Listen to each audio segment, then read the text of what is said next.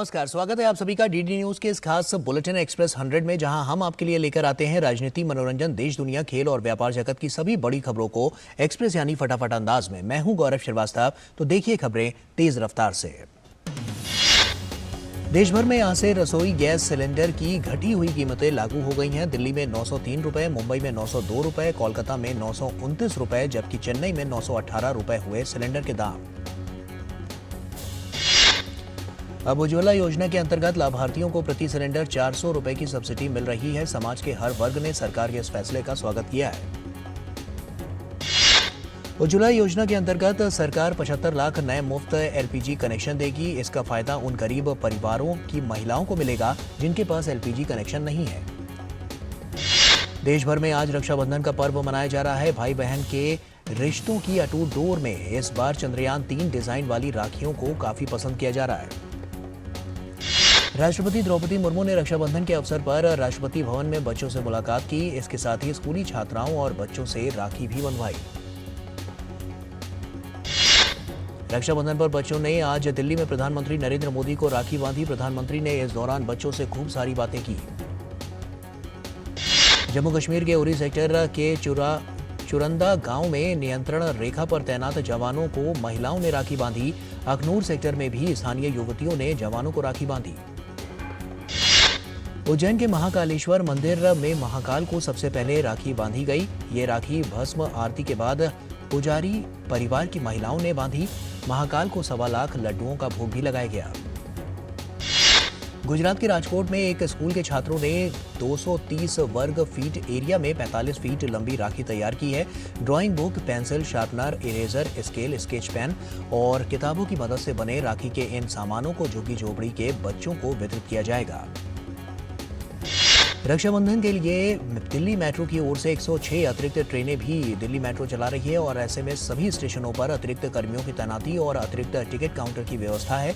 हालांकि भीड़ से बचने के लिए QR कोड स्कैन करने की भी सलाह दी गई है। दिल्ली परिवहन निगम ने भी रक्षाबंधन पर अपनी सेवाओं में इजाफा किया है। त्योहार को देखते हुए बसों के 4 से 5 फेरे बढ़ाने का निर्णय लिया गया है। बिहार सरकार ने स्कूलों में रक्षाबंधन सहित इस साल दिसंबर तक होने वाली त्योहारों की 12 छुट्टियां रद्द कर दी हैं। दलील ये है कि स्कूलों में 220 कार्य दिवस होना आवश्यक है। बिहार के प्रमुख पर्व छठ सहित विभिन्न त्योहारों पर होने वाली छुट्टियां रद्द करने पर विपक्ष हमलावर है। शिक्षा विभाग के अनुसार चुनाव, परीक्षा, त्योहार और प्राकृतिक आपदाओं के कारण इस साल पढ़ाई में काफी नुकसान हुआ है, इसलिए छुट्टियों में संशोधन की जरूरत पड़ी। चीन की ओर से जारी किए गए मैप को लेकर विदेश मंत्री अजय शंकर ने कहा है कि ऐसे नक्शे जारी करना चीन की पुरानी आदत है। बेतुके दावे करने से दूसरे लोगों का क्षेत्र किसी और को नहीं जाता है।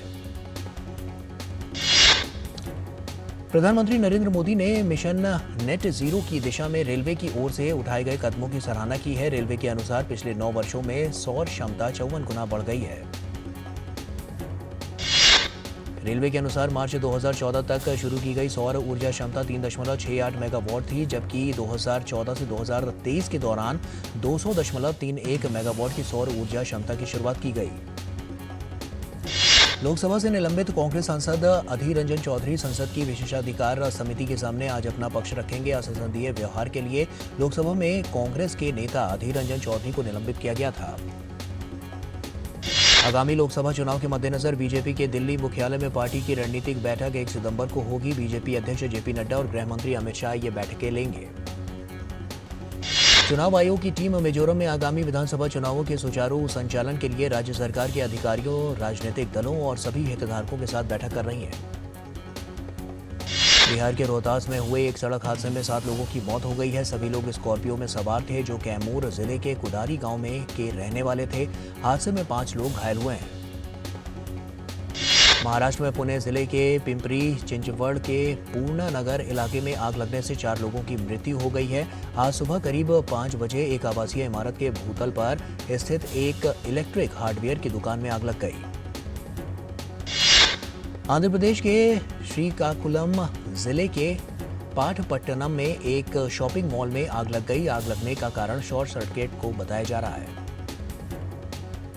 G20 समिट की सुरक्षा को देखते हुए दिल्ली में आज से पैराग्लाइडर और ड्रोन UAV उड़ानों पर बैन लग गया है। 12 सितंबर तक ड्रोन पर बैन लागू रहेगा। नियमों को न मानने पर आईपीसी की धारा 188 के तहत कार्रवाई होगी। G20 की दिल्ली में होने वाली मीटिंग को लेकर सुरक्षा के लिए पूरे इंतजाम किए गए हैं। दिल्ली पुलिस के डॉग स्क्वाड की मदद के साथ सुरक्षा को और कड़ा करने के इंतजाम भी किए जा रहे हैं। दिल्ली में होने जा रहे G20 शिखर सम्मेलन के लिए कई इलाकों को सजाया जा रहा है, जिनमें से परेड रोड भी एक है, जहां सड़कों को जगमगाती रोशनी और G20 के पोस्टर से सजाया गया है। दिल्ली में G20 को लेकर एक पार्क भी तैयार किया गया है। एनडीएमसी पार्क में कबाड़ से G20 के सदस्य देशों के राष्ट्रीय पक्षी और राष्ट्रीय पशुओं की कलाकृतियां बनाई गई हैं। एक स्वास्थ्य अवसर और चुनौतियां विषय पर बेंगलुरु में G20 देशों के बीच कार्यशाला चल रही है। 31 अगस्त तक इस कार्यशाला का आयोजन भारतीय कृषि अनुसंधान परिषद समेत कृषि मंत्रालय की ओर से किया गया है। बेंगलुरु में आयोजित G20 के देशों की 3 दिवसीय कार्यक्रम में लगभग 100 प्रतिनिधि हिस्सा ले रहे हैं, जिसमें अंतर्राष्ट्रीय संगठन और संबंधित मंत्रालय के से जुड़े हुए तमाम विशेषज्ञ शामिल हैं। इसरो के अनुसार चांद के दक्षिणी ध्रुव पर सल्फर, मैग्नीज, सिलिकॉन, ऑक्सीजन समेत aluminium, sulphur, calcium, iron, chromium और टाइटेनियम जैसे कई पदार्थ मौजूद हैं। इसरो ने कहा है कि चांद की सतह पर हाइड्रोजन की मौजूदगी को लेकर पड़ताल चल रही है। प्रज्ञान रोवर लगातार दक्षिणी ध्रुव पर चहलकदमी कर रहा है और नई जानकारियां भेज रहा है। स्मार्ट सिटी प्रोजेक्ट के तहत खरीदी गई 6 ई बसों का ट्रायल श्रीनगर में शुरू हुआ। बसों में एयर कंडीशनर, सीसीटीवी कैमरे और दिव्यांग यात्रियों के लिए लिफ्ट जैसी सुविधाएं हैं। यहां 100 से अधिक ई बसें खरीदी गई हैं। सिक्किम के मुख्यमंत्री PS तमांग ने आज सुबह गंगटोक से सीमा दर्शन अभियान को हरी झंडी दिखाकर रवाना किया। यहां सोमगो गांव जीवंत गांव के रूप में विकास के लिए चुना गया है। मणिपुर में ताजा हिंसा में 2 की मौत और 7 घायल हो गए। मंगलवार को बिष्णुपुर जिले के गांवों में सशस्त्र बदमाशों के बीच ताजा गोलीबारी हुई, जिसमें 2 लोगों की मौत हो गई। मणिपुर के बिष्णुपुर, कांगचिंग, थौबल और चुराचांदपुर जिलों के सीमांत और संवेदनशील इलाकों में तलाशी अभियान के दौरान बिष्णुपुर और थौबल जिलों से कुछ हथियार और गोला बारूद बरामद किए गए हैं। मणिपुर पुलिस नियंत्रण कक्ष के अनुसार विभिन्न स्थानों पर कुल 130 चौकियां खोली गई हैं, जबकि सुरक्षा प्रतिबंधों के उल्लंघन के संबंध में 2015 लोगों को हिरासत में लिया गया है। गुजरात में पंचायत, नगरपालिका और नगर निगमों जैसे स्थानीय निकायों में अन्य पिछड़ा वर्ग को 27% आरक्षण दिया जाएगा। अभी तक यहां ओबीसी को 10% आरक्षण मिल रहा था। सीबीआई ने कथित अल्पसंख्यक स्कॉलरशिप मामले में अज्ञात लोगों के खिलाफ एफआईआर दर्ज कर ली है। एफआईआर में साजिश, धोखाधड़ी, जालसाजी और फर्जी दस्तावेजों के इस्तेमाल का आरोप लगाया गया है। असम में बाढ़ की स्थिति गंभीर बनी हुई है। बाढ़ से 21 जिलों में 3 लाख से ज्यादा लोग प्रभावित हुए हैं। कई क्षेत्रों में ब्रह्मपुत्र सहित कई नदियां खतरे के निशान से ऊपर बह रही हैं। भारतीय सेना की टुकड़ी मिस्र के मोहम्मद नगुइब सैन्य अड्डे पर 31 अगस्त से 14 सितंबर 2023 तक आयोजित होने वाले अभ्यास ब्राइट स्टार 23 में भाग लेने के लिए रवाना हो गई है। इस टुकड़ी में 137 कर्मी शामिल हैं। पहली बार भारतीय सशस्त्र बल 549 कर्मियों के साथ ब्राइट स्टार अभ्यास में भाग ले रहे हैं। भारतीय सेना का प्रतिनिधित्व 23 जाट बटालियन की एक टुकड़ी द्वारा किया जा रहा है। कारोबारी सप्ताह के तीसरे दिन भारतीय शेयर बाजार बढ़त के साथ खुले। सेंसेक्स 274 अंकों की बढ़त के साथ 65,349 अंक पर खुला। वहीं निफ्टी 80 अंकों की बढ़त के साथ 19,423 अंक पर खुला। विदेशी मुद्रा विनिमय बाजार में रुपया 82.67 पर खुलने के बाद 82.74 के निचले स्तर पर आ गया। बाद में रुपया 82.73 प्रति डॉलर के भाव पर कारोबार कर रहा था। अंतर्राष्ट्रीय बाजार में कच्चे तेल की कीमतों में गिरावट का सिलसिला थमा हुआ है। आज ब्रेंट क्रूड ऑयल $85 प्रति बैरल से ऊपर कारोबार कर रहा है। विदेश मंत्रालय ने बताया है कि सिंगापुर के साथ विशेष संबंध के मद्देनजर भारत ने सिंगापुर की खाद्य सुरक्षा आवश्यकताओं को पूरा करने के लिए चावल के निर्यात की अनुमति देने का फैसला किया है। विदेश मंत्रालय के प्रवक्ता अरिंदम बागची ने कहा है कि भारत और सिंगापुर बहुत करीबी रणनीतिक साझेदार हैं, जो साझा हितों, करीबी आर्थिक संबंधों को और मजबूत बना रहे हैं। दुनिया के पहले BS6 stage 2 electrified flex fuel vehicle का प्रोटोटाइप सड़क परिवहन मंत्री नितिन गडकरी ने लॉन्च किया। उन्होंने कहा कि एथेनॉल ईंधन के ज्यादा से ज्यादा उत्पाद और इस्तेमाल पर उनकी सरकार का जोर है।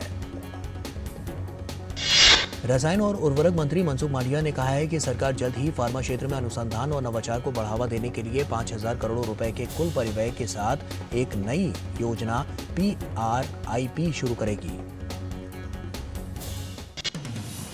उर्वरक मंत्री मांडविया ने कहा है कि सरकार ने 1,000 करोड़ रुपए की लागत से गुजरात, हिमाचल प्रदेश और आंध्र प्रदेश में 3 बल्क ट्रक पार्क स्थापित करने का निर्णय लिया है।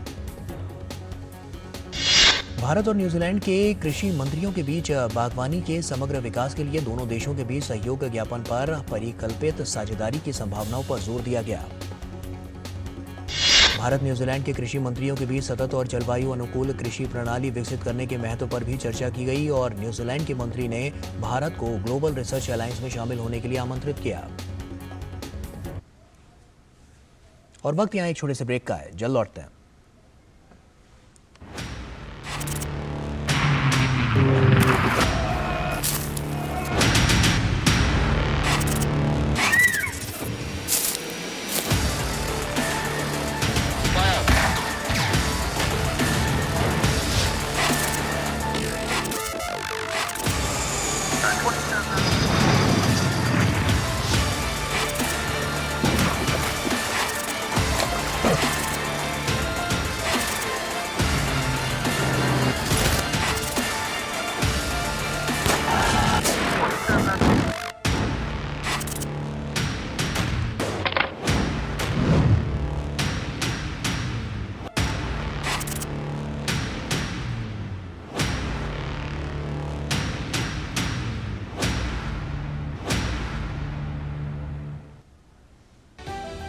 समाज की बेड़ियां तोड़कर हासिल किए अनोखे मुकाम,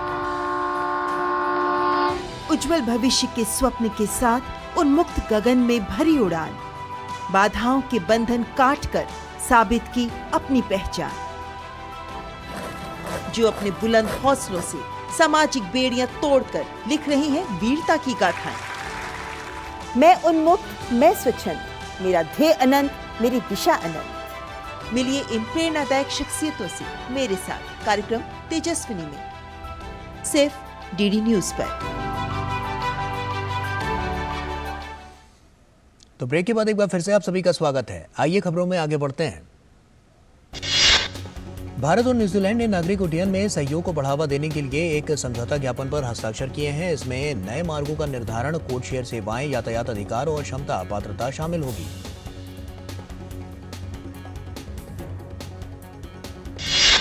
न्यूजीलैंड की कुछ चुनी हुई एयरलाइंस भारत में 6 स्थानों नई दिल्ली, मुंबई, बेंगलुरु, चेन्नई, हैदराबाद और कोलकाता से तीसरे और चौथे स्वतंत्र यातायात अधिकारों के साथ किसी भी प्रकार के विमान से आने और जाने की कितनी भी सेवाएं संचालित कर सकती हैं। वाणिज्य एवं उद्योग मंत्री पीयूष गोयल ने कहा है कि वैश्विक स्तर पर मौजूदा स्थिति, महंगाई को लेकर चिंता और प्रमुख अर्थव्यवस्थाओं में धीमी वृद्धि दर के कारण वैश्विक व्यापार मोर्चे पर चुनौतियां हैं। पीयूष गोयल ने कहा है कि निर्यातक मौजूदा वैश्विक अनिश्चितताओं से पार पाते हुए विजेता बनकर सामने आएंगे। ओएनजीसी के चेयरमैन अरुण कुमार सिंह ने कहा है कि कंपनी 2038 तक शुद्ध रूप से शून्य कार्बन उत्सर्जन का लक्ष्य प्राप्त करने के लिए करीब 2 लाख करोड़ रुपए का निवेश करेगी।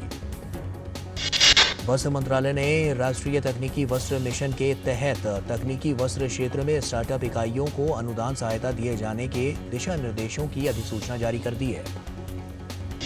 दिशा निर्देशों के अनुसार स्टार्टअप इकाइयों को 18 महीने की अवधि के लिए 50 लाख रुपए तक का सहायता अनुदान प्रदान किया जा सकता है। केंद्र सरकार ने ऑटो सेक्टर के लिए प्रोडक्शन लिंक्ड इंसेंटिव यानी PLI स्कीम को 1 साल के लिए बढ़ाने का फैसला किया है। अब यह स्कीम वित्त वर्ष 2028 तक जारी रहेगी।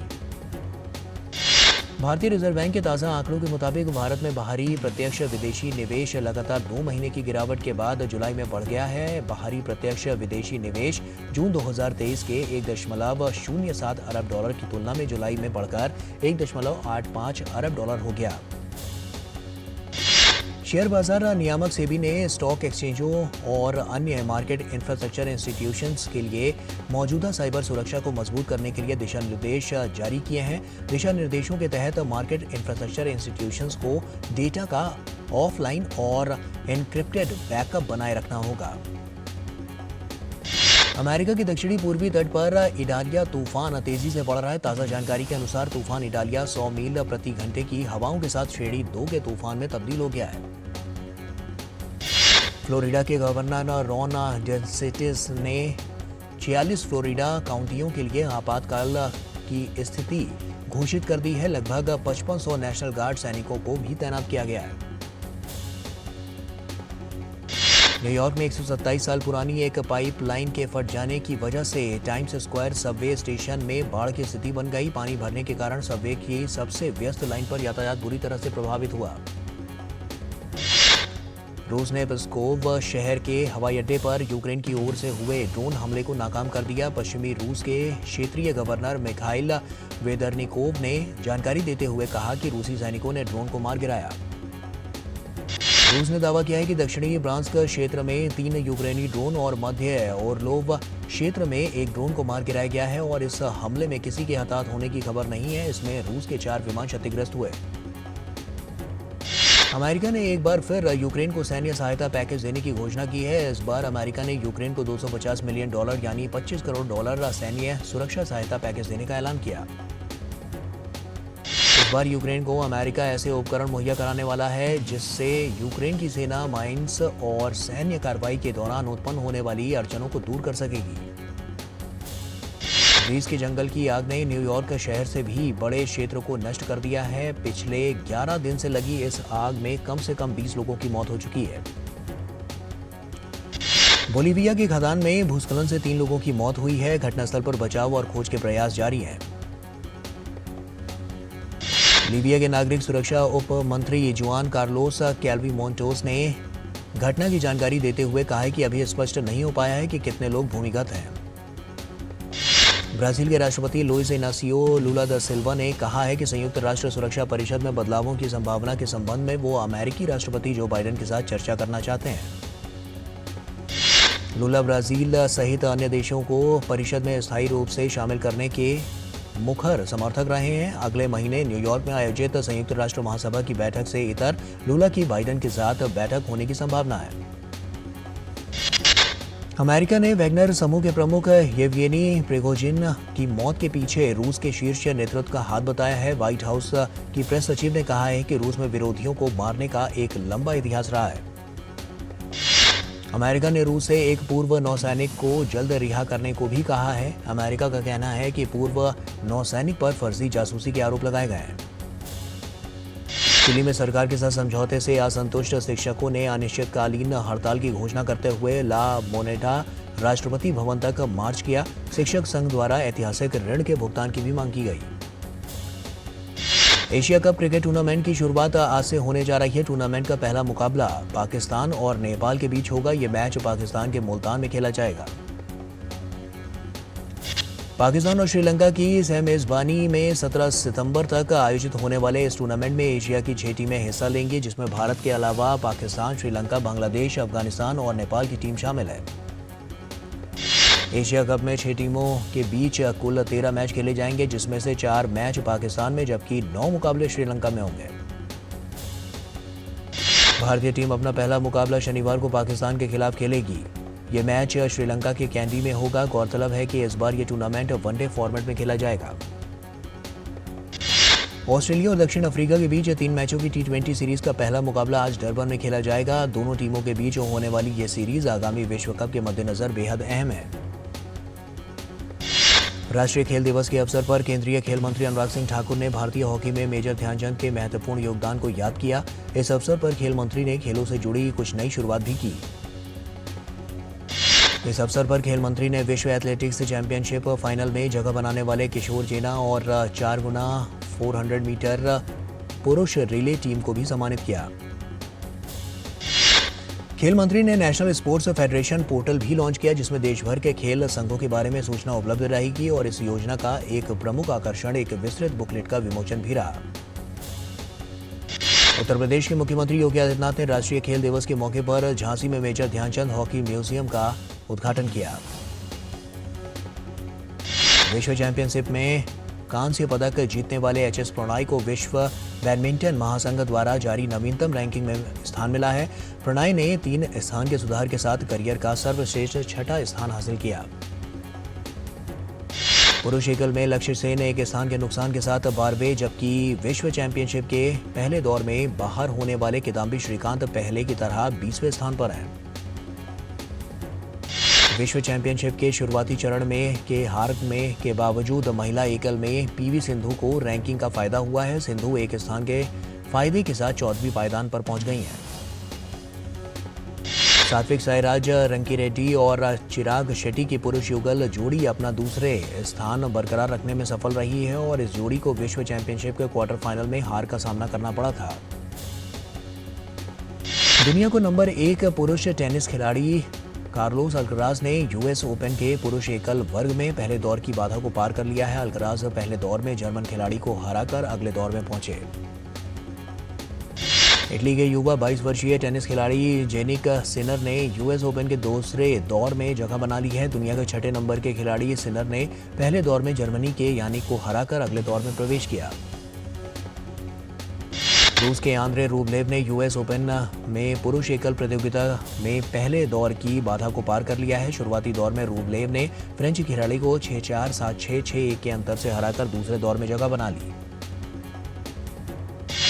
यूएस ओपन में ही खेले गए पुरुष एकल के अन्य मुकाबले में जीत हासिल करते हुए ब्रिटेन की एंडी मर्रे ने दूसरे दौर में जगह पक्की कर ली है। पहले दौर में मर्रे ने फ्रेंच खिलाड़ी को हराकर अगले दौर में अपनी जगह बनाई।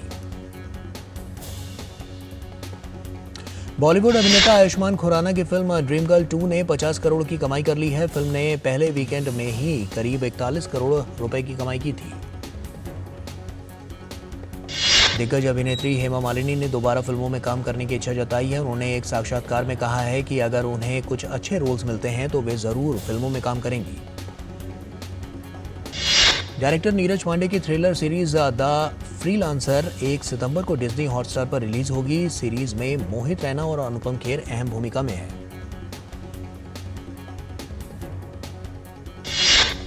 बॉलीवुड अभिनेता अनुपम खेर का कहना है कि आतंकवाद को झुठलाया नहीं जा सकता। आतंकवादी संगठन बम विस्फोट करते हैं, वे खुलेआम इसकी जिम्मेदारी भी लेते हैं।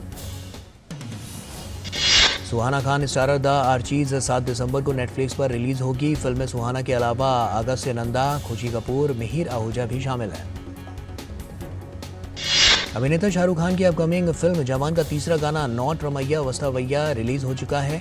गाने में शाहरुख अभिनेत्री नयनतारा के साथ जबरदस्त डांस करते हुए नजर आ रहे हैं। निर्माता करण जौहर की फिल्म रॉकी और रानी की प्रेम कहानी ने सबसे सुस्त कमाई का एक नया रिकॉर्ड बना लिया है। फिल्म ने 32वें दिन जाकर 150 करोड़ का आंकड़ा छुआ है। एक्टर सनी सिंह की upcoming comedy film risky Romeo का मोशन पोस्टर रिलीज किया जा चुका है। इस फिल्म में सनी अभिनेत्री कृति खरबंदा के साथ नजर आएंगे। और एक्सप्रेस न्यूज में फिलहाल अभी के लिए इतना ही। हमें दीजिए इजाजत। नमस्कार।